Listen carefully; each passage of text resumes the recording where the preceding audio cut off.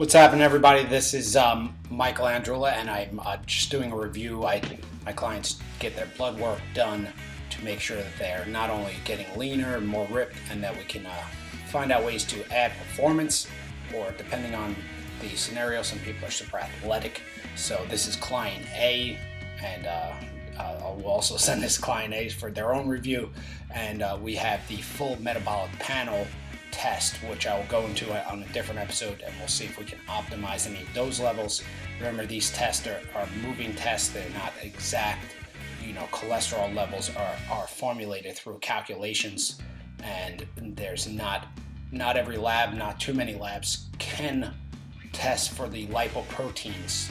Remember, cholesterol and lipids being fat has been vilified mainly because that's the only thing they could test. They learned how to test the cholesterol levels in the 20s, and in the 50s there was discussion to change the test to a lipoprotein test. Lipoproteins, if you think about a big balloon or bag, they carry cholesterol and triglycerides around the body and a little bit of protein. So think about this, like if you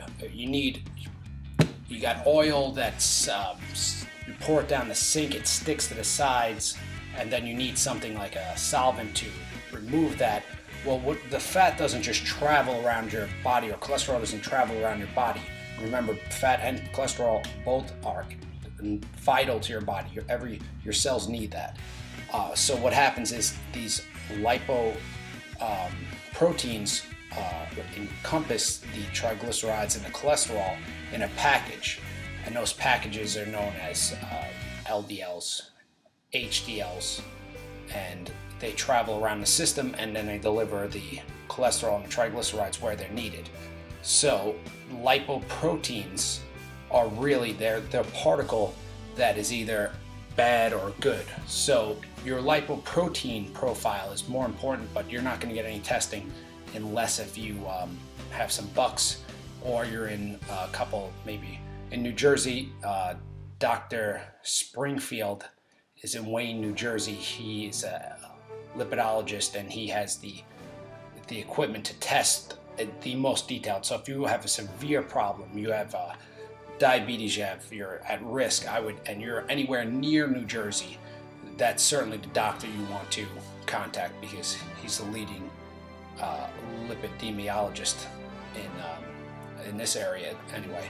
So anyway, back to the cholesterol. I want to focus on that because there's so much misinformation out there. People don't realize exactly what's happening in your body. So we can just use this as a case study and take a look at it. So first off, this subject is extremely lean, great performance, low BMI, low body mass index, under 10% body fat, extremely great athlete. So this is all academic at this point. All his levels are within normal, but let's nitpick and let's see if there's any way to optimize anything. And if we look at total cholesterol being 175 is perfectly normal. Not only is it perfectly normal, you might have high cholesterol and still be perfectly normal. Genetics play a huge part in cholesterol levels, so not just 200 was marked out mainly by Ansel Keys as being you should be below that level. They know now that that's not the case, that you can have higher cholesterols and still be extremely healthy.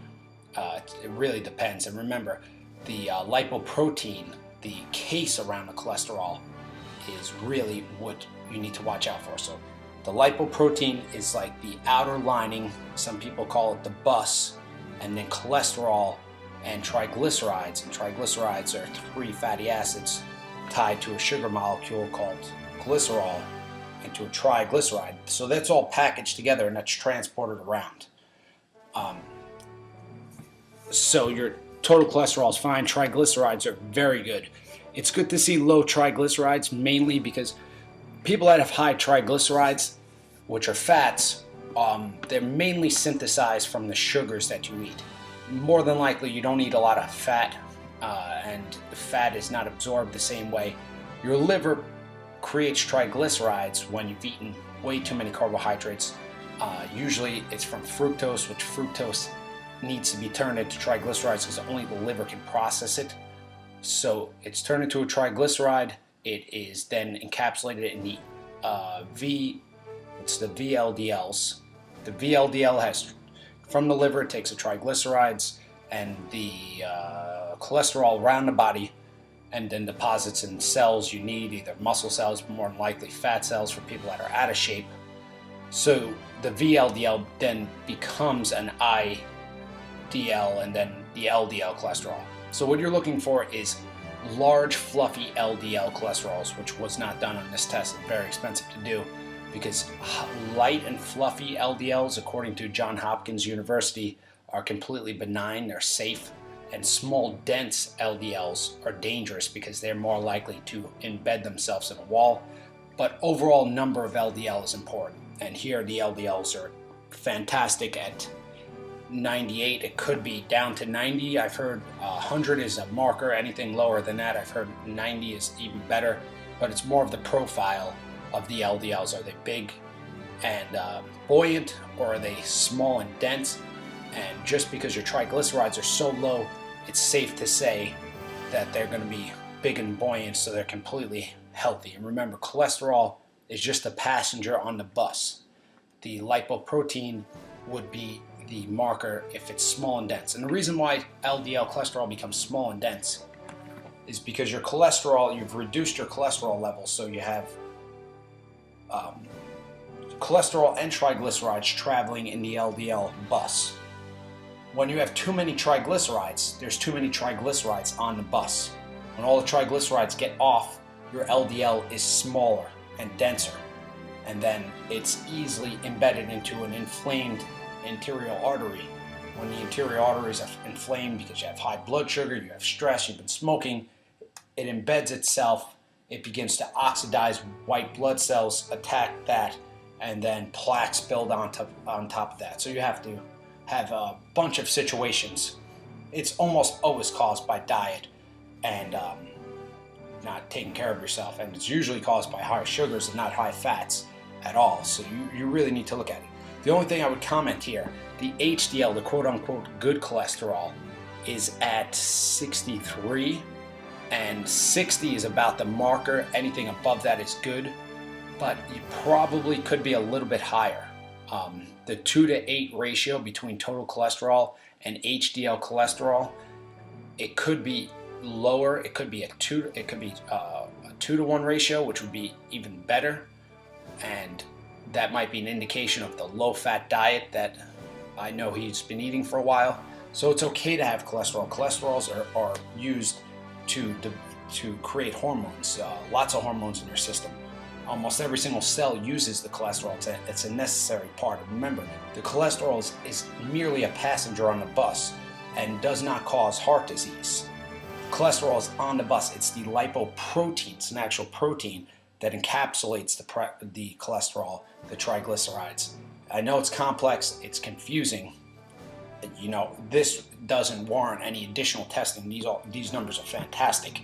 If everybody had these numbers, nobody would ever get heart disease. But it's important to realize that the tests were created by, when scientists create tests, and they have special equipment that they're the only ones that have, because they're working in physics labs and universities, and they realize the country doesn't have this all these hospitals don't have, these labs don't have these equipment. So what they do is create a test that gives them a general idea of what's going on, and that's why they come in factors, and that's why you have the ATB3 test and the guidelines. So obviously everything's 100% normal. I would like to see a little more good fat intake to be upped, and see if we can get the 60, if we can get the total cholesterol and the HDL in a better ratio, even better. And now we're optimizing already great ratios. But besides that, fantastic. I knew it was going to be great. I want to make sure that you're at the top level and that your body is able and has the proper, it needs the proper nutrients. Remember, proteins and fats are essential nutrients. You can't live without them. Where carbohydrates are non-essential. Use carbohydrates mainly to add to performance or build muscle. So you want to make sure you have the proper nutrients in your body so it can repair itself, so it can produce the right hormones, so you can feel fantastic. So this is part one, and then we'll go into the metabolic panel because it's going to be a lot more complicated than this. And if anybody has any questions, you can either contact me, you can email me, mike@ccaretrainer.com, or you can, if you're in severe, you have diabetes, you have coronary heart disease, or you almost have it, or it's in your family, you can go to these special clinics that measure the lipoprotein particles. When they measure the lipoprotein particles, they can give you a better idea, a better assessment of what's happening in your blood. Of course, if your triglycerides are through the roof, we already know that your LDL is going to be small and dense, and you're going to be at high risk for heart disease. However, if you can go to those tests, you might be on the borderline. You might have normal triglycerides, or a little bit above normal triglycerides, a high body mass index, and your LDL doesn't seem that high, but they're small and dense. And that's when you become a problem because you didn't even realize it. And I'd never recommend medication, but in some cases, medication is necessary, of course. Carbohydrate restriction is usually the recommendation as well. That's because carbohydrates are turned into triglycerides in the blood when you have too many of them. Obviously, this is not the case. Everybody, educate yourself. This is your body. You got to make sure, you don't want it breaking down on you. And the information's important, and the drugs and herbs and supplements are important, but they're the tip of the iceberg. The foods you eat are medications. They act in your body as hormones, drugs. They create the hormones. The system is created and recreated by the foods that you eat. So just want to keep that in mind. Thank you for watching. Let me know if you need anything, guys. I want you to be safe, healthy, and happy.